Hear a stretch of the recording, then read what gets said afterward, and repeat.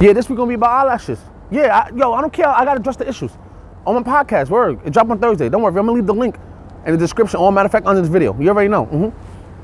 We're now live here with Senor David on No Cap 45, the only news channel that doesn't cap. Chris Como got fired last week for defending his brother for the sexual allegations.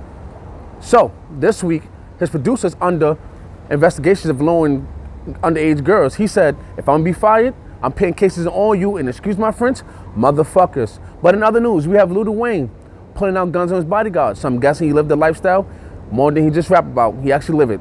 It's getting real crazy out here. Let's go over to David Smith with some things going on in the sports center. Over you, David. What, you ate her ass issues on, period? That's fucking nasty. That's fucking Bloody Mary. That's disgusting. I don't got time for your negativity.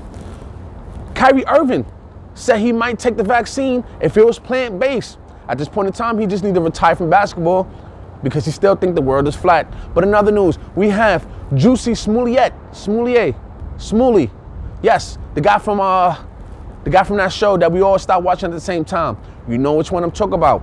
But he's been guilty of all charges, but he's unlikely to face jail time. That's crazy. He might just get probation.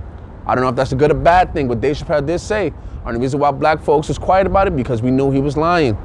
But in other news, a man took 10 doses in one day of the COVID vaccine. He's yelling out, if you want to be a zombie, you're going to be a super zombie. You want to be ahead of the curve.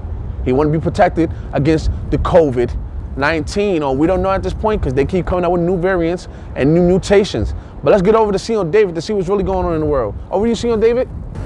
Snoop Dogg drops allegedly $1.2 million on virtual land that goes to the Meta. And yes, it will be selling on NFTs.